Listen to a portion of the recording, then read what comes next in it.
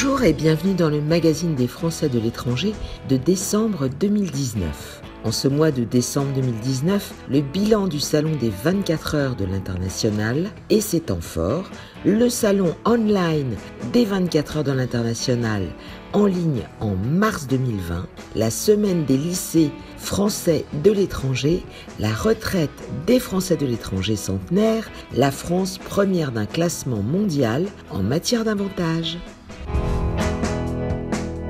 Les 20 et 21 novembre dernier, l'écosystème de l'international s'est donné rendez-vous au Palais de la Porte Dorée à Paris pour participer au salon des 24 heures de l'international dédié au développement des entreprises à l'international et à la gestion de leurs salariés mobiles.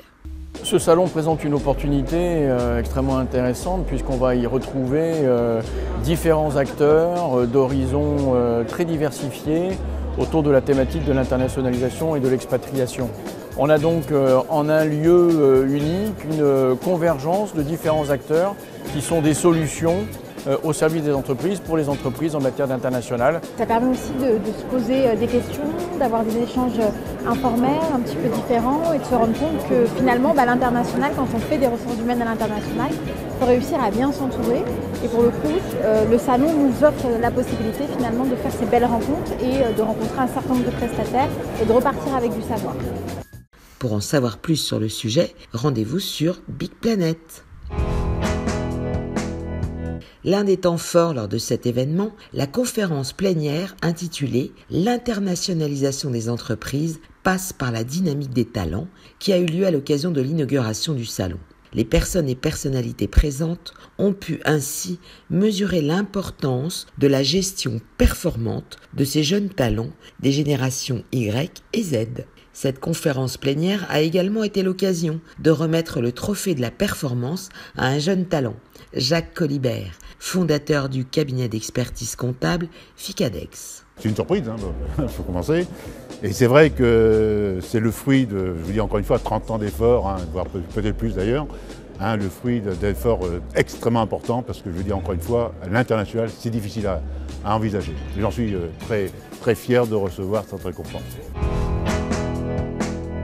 Une deuxième plénière a eu lieu le 21 novembre 2019 au matin. Celle-ci, baptisée « Startup Internationalisez-vous », animée par Lynn Rifaille, journaliste chez France 24, a permis de fédérer de nombreux dirigeants de start-up, des CEO, ensuite interviewés sur le corner France 24, localisé au cœur du salon, ont pu également témoigner de leur activité.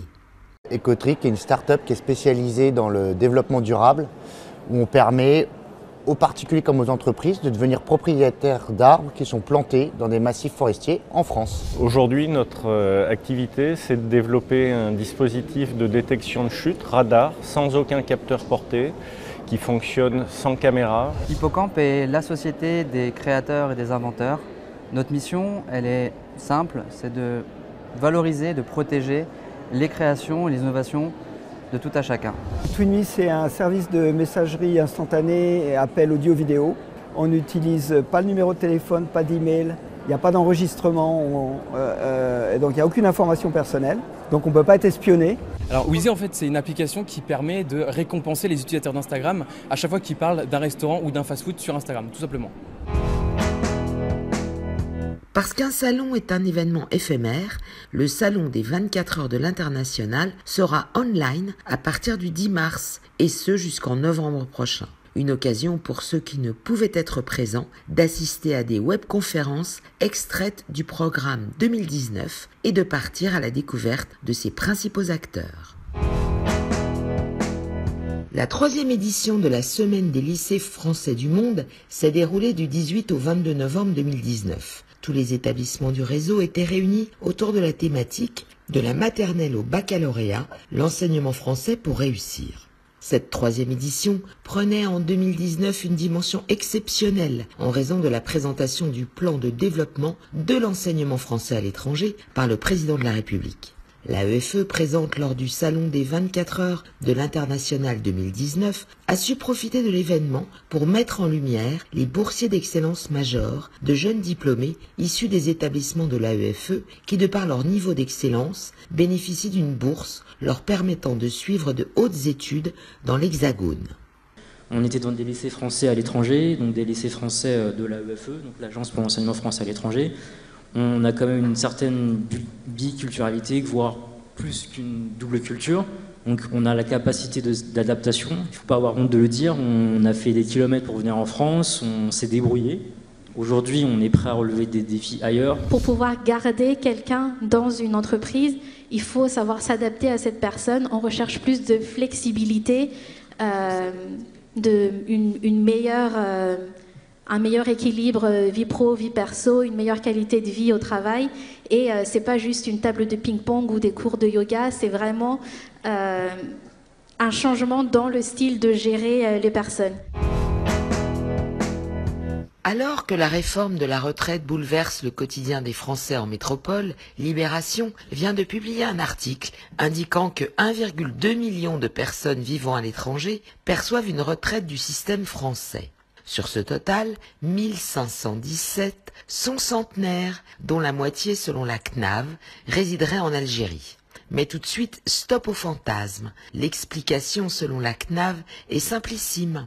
Le nombre de centenaires diminue en France en 2015 et 2016. Cette diminution est liée à la forme de notre pyramide des âges, héritée de notre histoire démographique. La différence de part de centenaires observée en 2015 et 2016 reflète donc la faible natalité française pendant la Grande Guerre. Les tendances observées en Algérie sont donc, logiquement, beaucoup plus régulières.